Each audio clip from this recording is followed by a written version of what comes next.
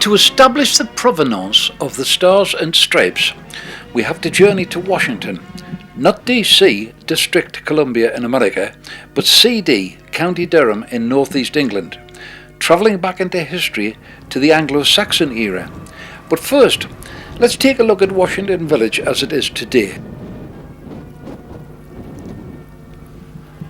Spout Lane leads one down to the centre of Old Washington Village, and with its well-tended lawns and flower beds, giving visitors the impression that the local residents take a great pride in their historic community.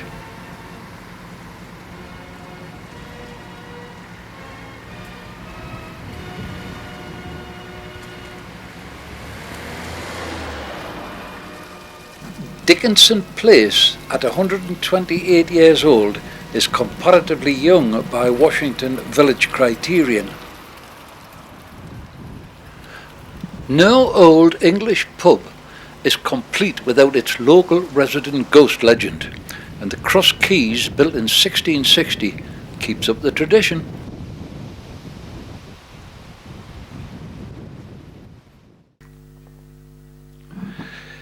This local history book, written by Mr. Frederick Hill, more about this gentleman later, depicts the old Washington Village blacksmith's building in approximately 1770.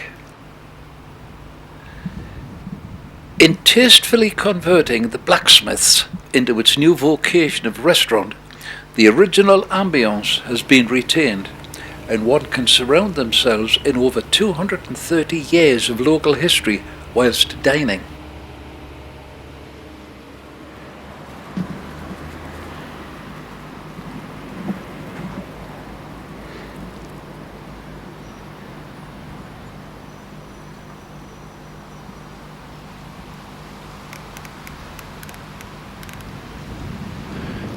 Travelling around Old Washington, it's impossible not to become aware of the ties which bind it to its larger, younger sibling on the opposite side of the Atlantic Ocean.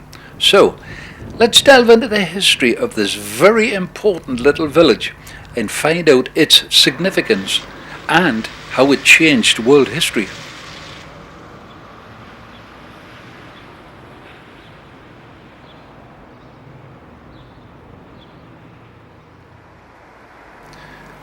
Any student researching the history of Washington County Durham will sooner or later come across the name of Frederick Hill.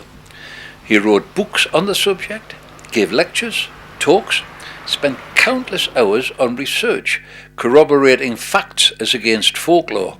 How do I personally know this? Because he was my headmaster when I attended Biddick Junior School, and many is the time that I have listened enthralled to his stories of historical Washington.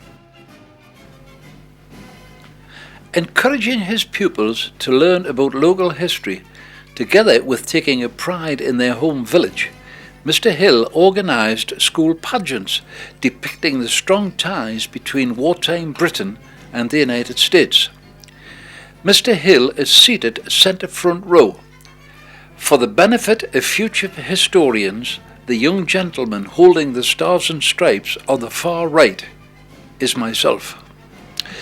It is a matter of record that there has been a church on this spot since 1196 AD, so let's step inside to find out a little bit more about Washington's history. Entering the church, I was most gratified to find this dedication to Mr. Hill. A lot of people apparently felt that it was a fitting tribute to someone who had given so much over so many years to the village which he loved. And a special corner of the church is dedicated to the cordial relationship which exists between America and Washington County Durham.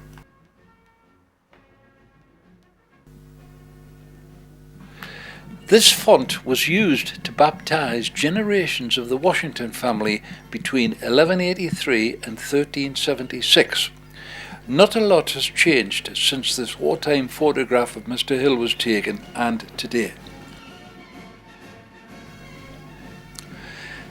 1946 saw the publication of this book, and In it, Mr. Hill proved the direct lineage from the Anglo-Saxon Washington family, who were lords of the manor and whose coat of arms was 3 mullets and 2 bars, commonly known as the Stars and Stripes, through to George Washington's, the first president of America, whose heraldic coat of arms was adopted as their national flag. Further proof is provided in the book by these 2 photographs, the upper depicting the Anglo-Saxon coat of arms of the English Washington family in 1376, the lower portraying George Washington's American personal coat of arms in 1776. The ancestral link is undeniable.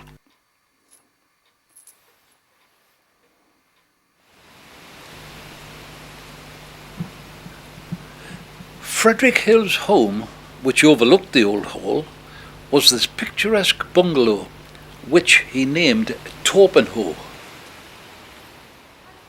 A passage from a 1930s book by the American government reads, "Nowhere in the world was the 200th anniversary of the birth of George Washington celebrated with more enthusiasm and pride than in the little town of Washington, Durham County, England, the ancestral home of the Washington family."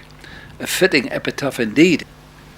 Adjacent to the church is the ancestral home of the Anglo-Saxon Wessington family, the first lords of the manor, and who later anglicised their name to Washington. This historic building was scheduled for demolition, but due to the efforts of a committee chaired by Frederick Hill, was saved and restored for posterity. There seems to be an unusual amount of activity here today. I wonder what's going on. Let's try and find out what's happening.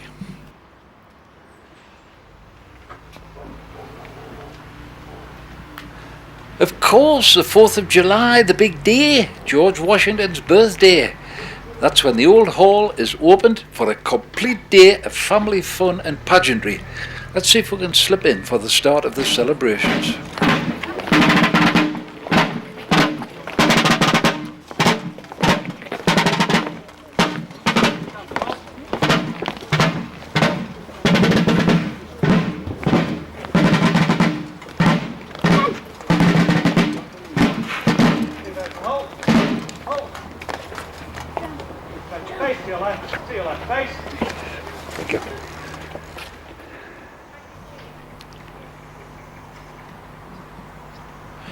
Standing to attention whilst raising the Stars and Stripes are these gentlemen who portray the 47th Regiment of Foot, resplendent in their 18th century uniforms, which are correct down to the last detail.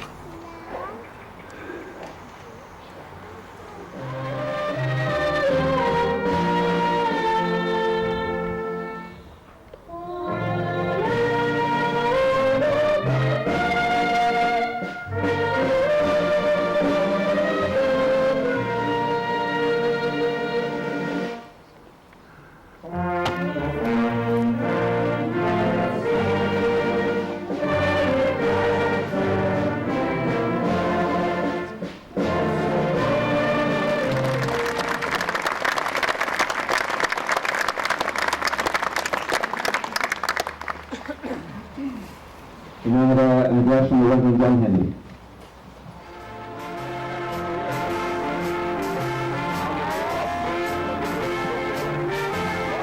For all our American friends here today, coming to Washington Old Hall is a sentimental journey.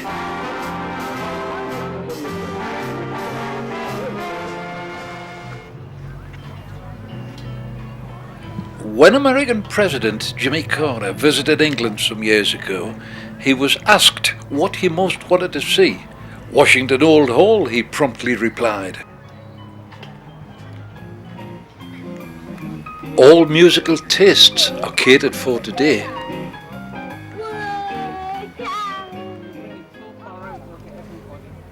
A friendly redcoat becomes acquainted with the locals.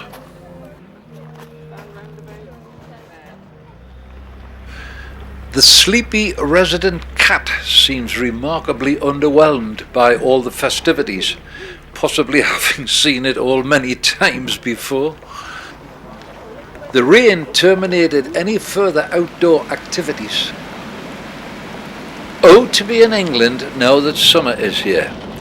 The wartime American serviceman used to say, if you don't like the English weather, just wait half an hour. It'll change.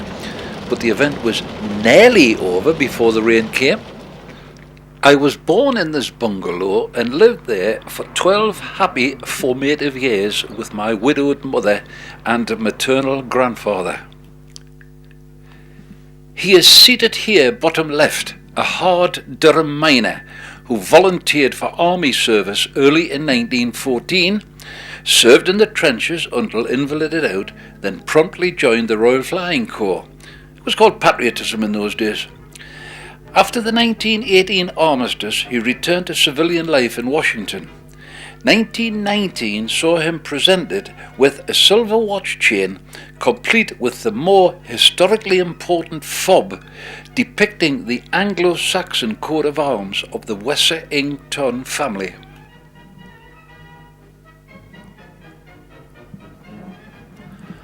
I have never seen or heard of another example of this chain and fob, although the recipients had to purchase their own watch. Mustn't spoil war veterans too much, of course.